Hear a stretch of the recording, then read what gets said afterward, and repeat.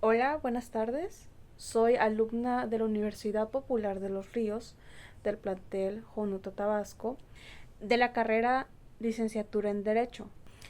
Mi nombre es Jocelyn Estrada Vázquez y para mí es un honor dirigirme hacia ustedes para poder compartir mis resultados sobre mi investigación realizada, que tiene como título La evolución de la delincuencia organizada y su impacto en el sistema penal mexicano contemporáneo. Si bien en las últimas décadas nuestro país ha enfrentado una transformación muy profunda en las dinámicas delictivas, la delincuencia organizada ha dejado de ser un fenómeno aislado para convertirse en las estructuras más complejas, llegan a ser transnacionales y de altamente peligrosas y violentas.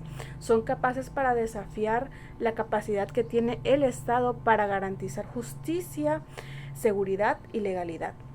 Mi tesis busca analizar cómo estas organizaciones se han diversificado a sus actividades ilícitas, infiltrándose en instituciones y la consolidación de las redes del poder, generando así economías paralelas en un impacto directo a la seguridad nacional. Asimismo, busco reflexionar sobre las limitaciones del marco jurídico vigente, incluyendo la Ley Federal contra la Delincuencia Organizada y el sistema penal acusatorio, y la necesidad de poder fortalecer la respuesta al derecho penal para proteger la dignidad humana y la estabilidad social.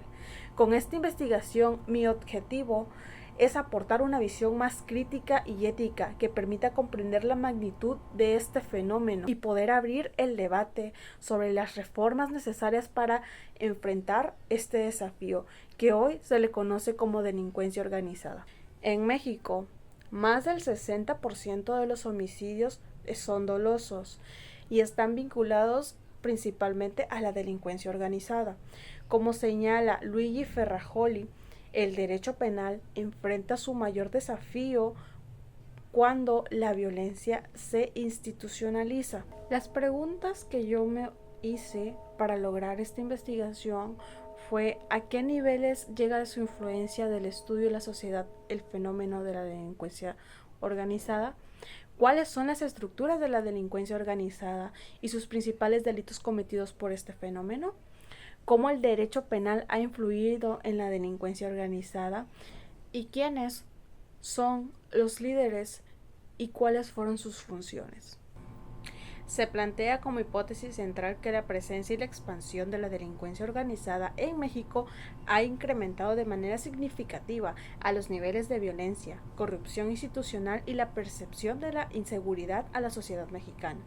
Se sostiene que conforme el crimen organizado adquiere mayor influencia dentro de las estructuras sociales y políticas, así como también el impacto negativo en la gobernabilidad democrática y la confianza ciudadana en las instituciones, que se intensifica. En la variable dependiente, el impacto en México se refleja los niveles de violencia registrados en el país, la proporción ciudadana de la inseguridad y la corrupción institucional, es la afectación económica derivada de dichas actividades, las actividades ilícitas.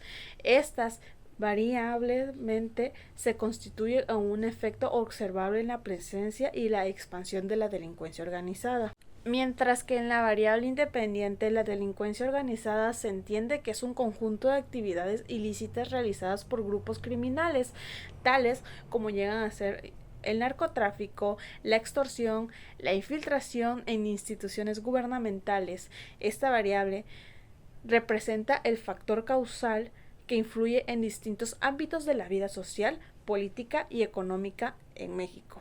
Principalmente mis objetivos generales es analizar e identificar la evolución histórica y jurídica de la delincuencia organizada en México, así como también identificando sus transformaciones estructurales y explicando su influencia en el funcionamiento y la eficacia del sistema penal contemporáneo, para disminuir la insuficiencia de la Ley Federal contra la Delincuencia Organizada y en la gobernabilidad que tiene el Estado. Como objetivos específicos, examinar el origen y la evolución conceptual de la delincuencia organizada como figura jurídica y evaluar el impacto que ha creado la delincuencia organizada en la eficacia del sistema penal mexicano. Analizar e identificar por qué las leyes especiales son insuficientes para combatir la delincuencia organizada en nuestro país, al igual que los cambios en su estructura y los métodos y el alcance en las últimas décadas. Proponer y formular reflexiones críticas y analíticas para resolver el problema relativo a la insuficiencia de las leyes especiales en nuestro país. En cuanto a la delincuencia organizada se refiere. Entendemos que la delincuencia organizada resulta ser algo muy complejo, sobre todo por la estructura que ésta tiene, con la que se encuentran estas organizaciones criminales, jurídicamente regido por el Código Penal Federal, que lo define qué es la delincuencia organizada. Pero si hablamos más allá y lo aterrizamos hacia nuestros conocimientos, cuántas veces hemos visto o oído la participación de esas organizaciones por medios de comunicación, al ver que se captura alguna banda de delincuentes que realizan tales actos como son el secuestro de personas, robos de autos, extorsiones o en algunos casos algunas otras sanciones que se hayan cometido por un grupo. ¿Qué es lo primero que se nos viene a la mente? Eso pasa por estar en malos pasos, por estar metidos en la delincuencia organizada. Es decir, nosotros podemos asimilar el inverso significado que para estas bandas delictivas u organizaciones criminales sería sumamente para todos aquellos conceptos. Con esto podríamos acreditar que la delincuencia organizada es un conjunto de personas bajo normas y jerarquías con la finalidad de poder cometer o llegar a cabo actos ilícitos. Por lo tanto, toda asociación o sociedad estará sujeta de normas, disciplinas y rigidez para realizar a su fin.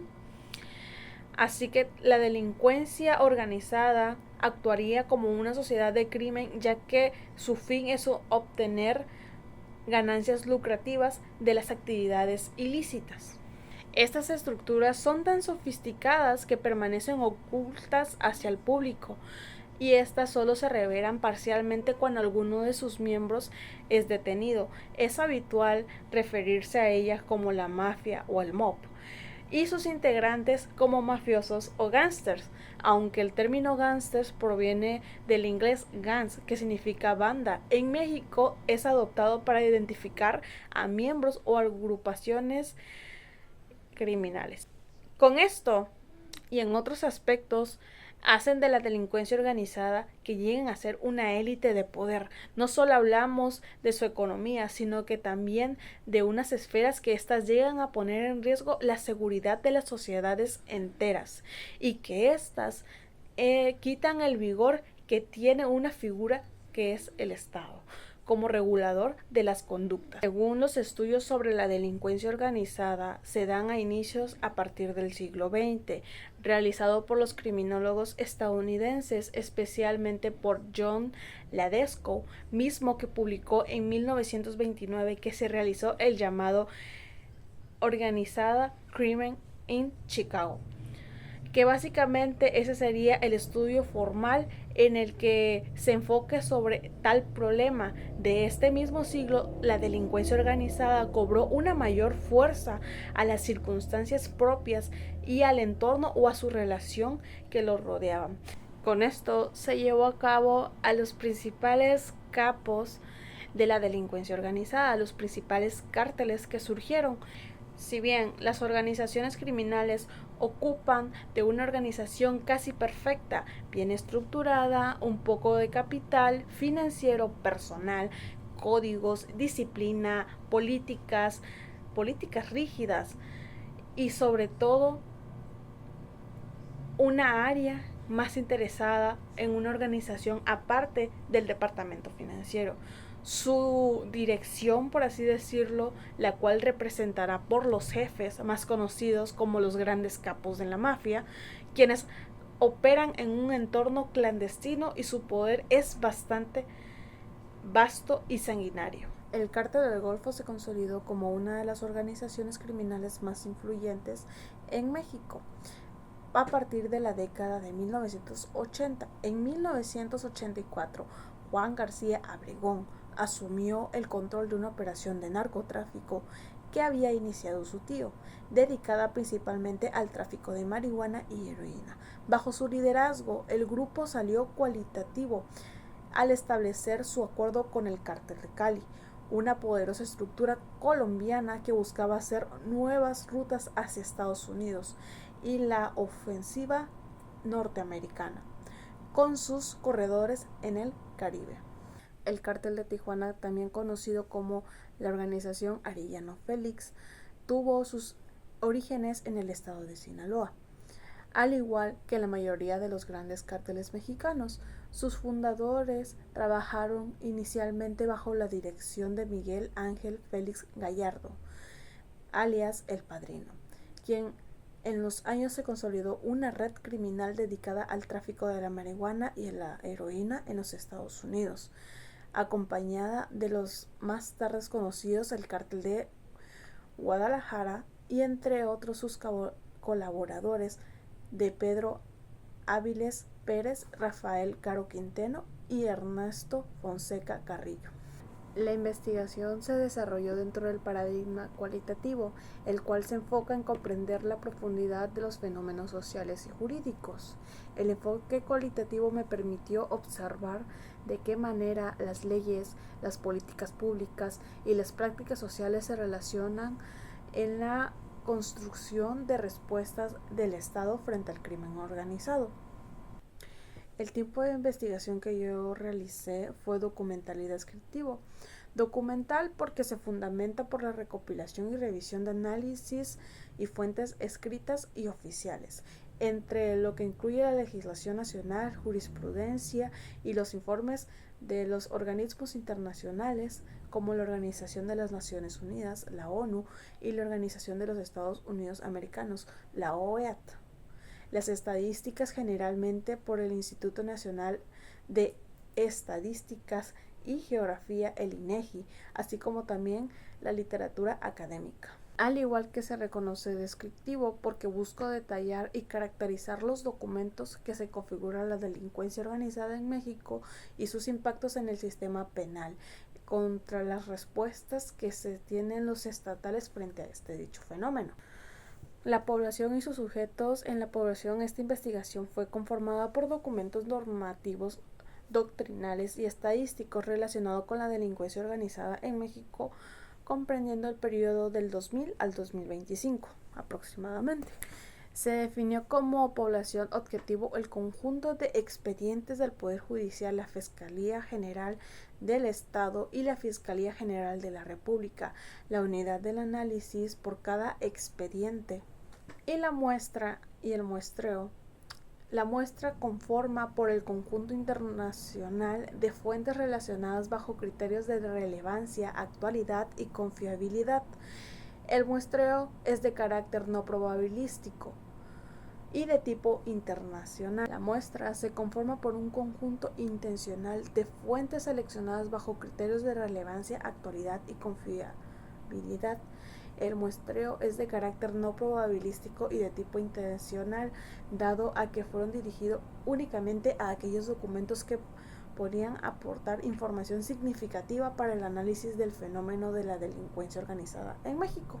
Pues el principal instrumento de investigación a la matriz fue el análisis documental, diseñado para organizar la información en categorías temáticas, normativas, doctrinales y estadísticas, y esta herramienta me permitió a mí clasificar y comparar y sintetizar los datos de manera sistemática. La matriz se complementa con cuadros comparativos útiles para contrastar la evolución normativa y las respuestas estatales frente al crimen organizado. Asimismo, se implementaron dichos glosarios conceptuales. El método que utilicé fue analítico y descriptivo. Analítico porque descompone los elementos normativos, doctrinales y estadísticos de sus partes constitutivas con el fin de poder identificar características, significados y aportes al estudio. Y comparativo porque busco contrastar la evolución de la delincuencia organizada en México con experiencias internacionales, así como la normativa penal con la realidad social, y de esta manera buscar similitudes, diferencias y tendencias que aporten una visión más integral al problema.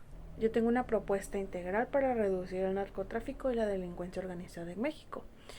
Mi plan estratégico propone una intervención integral para reducir el narcotráfico y la delincuencia organizada en México, y será parte de un diagnóstico que identifica la economía ilícita, la violencia y la corrupción institucional como factores centrales.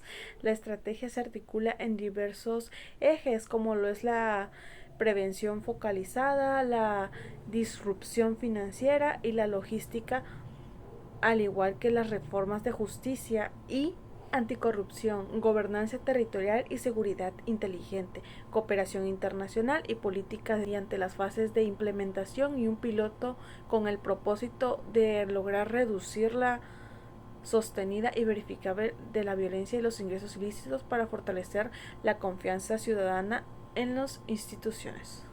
Lo que en sí mi propuesta busca reducir los homicidios, la debilitación financiera de las organizaciones, la disminución de extorsiones, más sentencias efectivas y menor reclutamiento juvenil. Estas estrategias actúan sobre 3 dimensiones críticas: dinero, protección institucional y juventud, cambiando en sí la prevención del control y la justicia con un enfoque territorial, cooperando la cooperación internacional y participación de la ciudadanía, y se plantea con un camino realista hacia las instituciones más fuertes y para lograr comunidades más seguras y confianza social recuperada. Como resultados esperados, mi propuesta busca reducir un 40% los homicidios en 5 años, disminuir un 50% los ingresos ilícitos en 4 años y bajar a un 60% las extorsiones comerciales en 3 años. Además, se espera alcanzar un 70% de sentencias efectivas, reducir el reclutamiento juvenil mediante empleo y atención integral para poder recuperar espacios públicos con policía profesional y tecnología, al igual que frenar el flujo de armas y el dinero ilícito con cooperación internacional. Con esto puedo cerrar que no se implementa erradicar totalmente el narcotráfico, sino que busco reducir de una manera sostenida su impacto. La estrategia actúa sobre 3 dimensiones clave: el dinero, la protección institucional y la juventud, combinando la prevención, el control y la justicia con un enfoque territorial.